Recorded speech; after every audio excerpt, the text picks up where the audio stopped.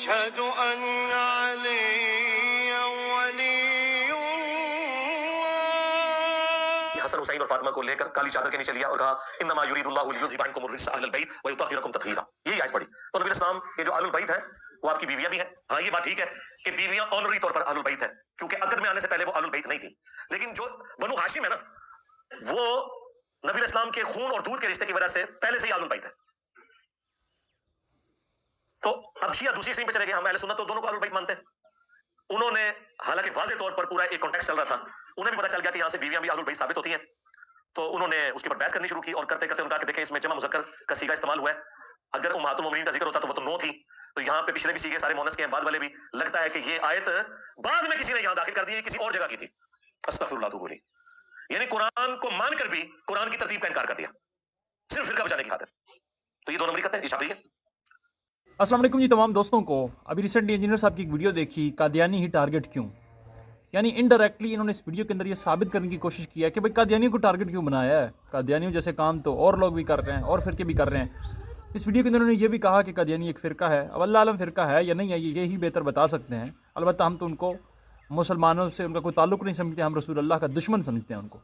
लेकिन भारत ये हमारा बहस नहीं है कि वो क्या समझते हैं और क्या नहीं समझते। हर एक बंदे की मर्ज़ी है कि वो क्या समझता है या क्या नहीं समझता। पॉइंट ये है कि इन्होंने कहा कि फिर कादियानी टारगेट क्यों है। फिर यह काम तो देवबंदियों के भी कुछ काम इनकी तरह हैं, बरेलियों के भी कुछ काम इनकी तरह है, हदीसों के भी कुछ काम इनकी तरह। और फिर प्लस उन्होंने तशय्यो का भी नाम लिया, क्योंकि बाकी फ़िरकों की तरफ से प्रेशर है कि यार अब तशय्यो पर बोलते नहीं है तो फिर उनको बोलना तो पड़ेगा। अच्छा, बोलने के लिए है कुछ नहीं, बोले भी तो क्या बोले, वो हम आज के साथ इंशाल्लाह शेयर करेंगे और उसका जवाब देंगे। क्योंकि उन्होंने तशय्यो को ललकारा है, तशय्यो को पुकारा है, उन पर एतराज़ किया, इसलिए हम उनको जवाब देना ज़रूरी समझते हैं। और हम जवाब देना ज़रूरी नहीं समझते। ये वीडियो जाफ़र काज़मी तक पहुंची और उन्होंने फिर हमें सेंड की अपने तमाम दोस्तों को। तो हमने जब देखी तो मैंने कहा जाफ़र भाई अब इसके ऊपर हमने क्या लाइव प्रोग्राम करना है, क्या इसने सब एतराज़ ही क्या किया है। हमारा छोटा सा बच्चा जो गली में खेल रहा है वो भी इसका जवाब दे सकता है। बहरहाल अफसोसनाक रवैया है, कहना तो नहीं चाहिए कि ये इंतहाई बेगैरती है, इंतहाई हठधर्मी है और इंतहाई तासुब है कि जो बातें 100 दफ़ा हम इंजीनियर साहब को बता चुके हैं, जो बातें कई दफ़ा हमारे उलमा जिसका जवाब दे चुके हैं और ख़ुद इंजीनियर साहब को पता है, उन्होंने पढ़ी हुई है। और उनकी मज़े की बात यह है कि जो एतराज़ ये कर रहे हैं उनकी टेबल पर पड़ी हुई किताब के अंदर इसका जवाब है। कहते हैं हज़फ करें इनसे किताबें ये ले ली जाएँ, छीन ली जाएँ, जिनके अंदर ये कुरान के अंदर एडिशन करते हैं। और उन्होंने बहुत सारे मुकातबे फ़िक्र की, बहुत सारी चीज़ें गिनवाई।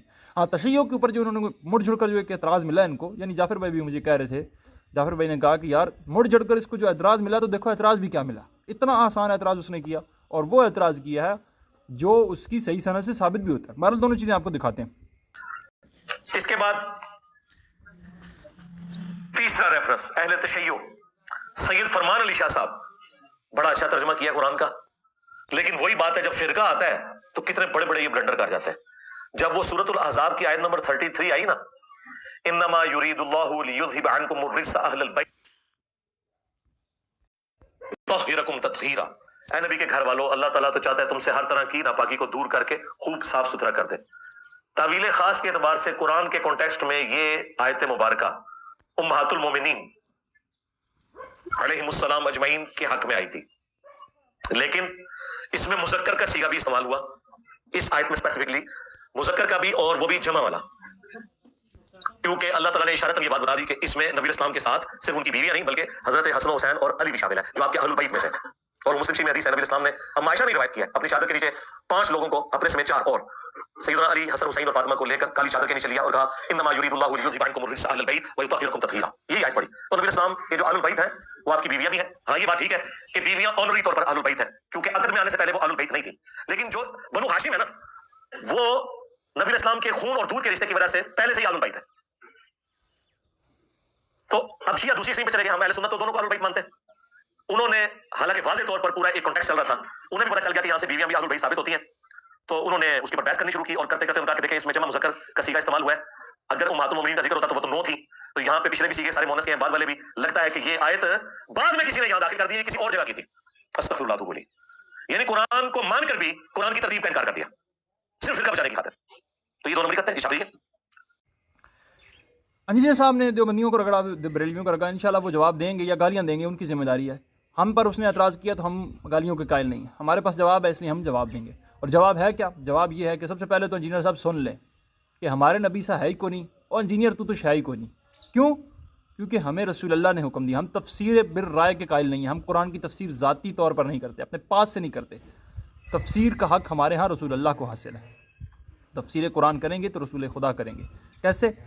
इन्होंने जो एतराज़ किया, जैसे कि आप पीछे वीडियो सुन चुके हैं, इन्होंने एतराज़ किया कि तशय्युक में फरमान अली शाह ने कहा कि ये बाद में इस आयत को किसी ने यहाँ पे एडजस्ट कर दिया। सब जानते हैं कि कुरान की तरतीब नज़ूल की तरतीब और थी और कुरान की बाद की जो तरतीब है वो और है। यानी जो आयत पहले नाजिल हुई थी वो बाद में अटैच होगी, जो बाद की थी वो पहले अटैच होगी। और ये दावा हमारा नहीं है, बिलखसूस इस आयत के मतलब कि कोई कहे यार ये आयत तो यहाँ पर, बल्कि बहुत सारी आयत ऐसी हैं जो मुकम्मल नाजिल नहीं हुई। मतलब ये नहीं है कि अगर कुरान की कोई आयत है तो वो मुकम्मल ही नाजिल हुई है। बहुत सारी कुरान की आयत हैं कि वो जो वक्फे वक्फे से भी नाजिल हुई हैं।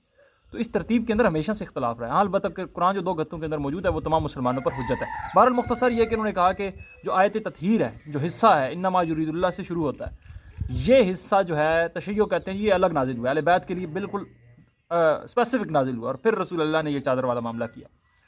तो हम ये कहते हैं, इन्होंने कहा जी वो दोनों को एडजस्ट करें आप, जैसे हम एडजस्ट करते हैं हम तो फिर दोनों को ले लेते हैं ना भाई, दोनों साबित हो तो हम भी ले लेते हैं।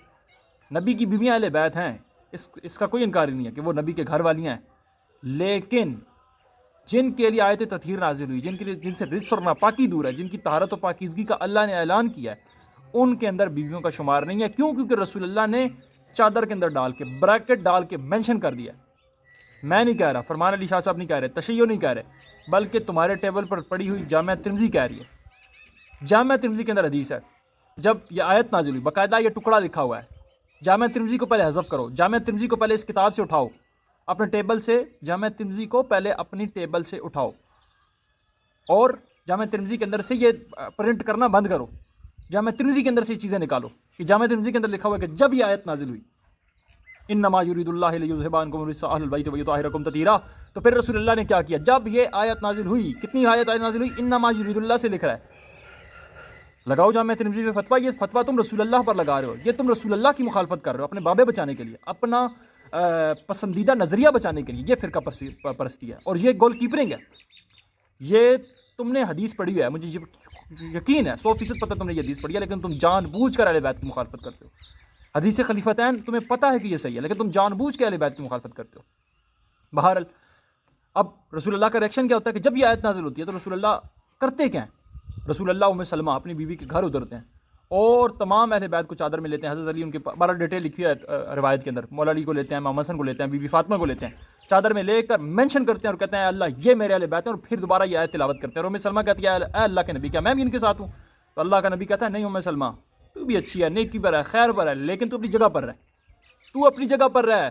मैंने मेंशन करके बता दिया कि कल को मुसलमानों में इंजीनियर मोहम्मद अली मिर्ज़ा जैसे लोग पैदा होंगे, नासवी पैदा होंगे, उनको मैं बता रहा हूँ कि इन्नमा युरीदुल्लाह की जब आयत नाजिल हुई तो मैंने अपने अहले बैत को चादर में डाल के मेंशन कर दिया कि दिस इज़ माई अहले बैत, जो चादर के बाहर हैं वो नहीं है। इंजीनियर साहब खुदा का खौफ करें, शर्म करें। इतने अरसे बाद आपने तशय्युक के ऊपर एक एतराज़ भी किया, और वो क्या किया कि जो आप पहले 100 दफ़ा कर चुके हैं और हम 100 दफ़ा उसका जवाब दे चुके हैं। बहरहाल अफसोस है।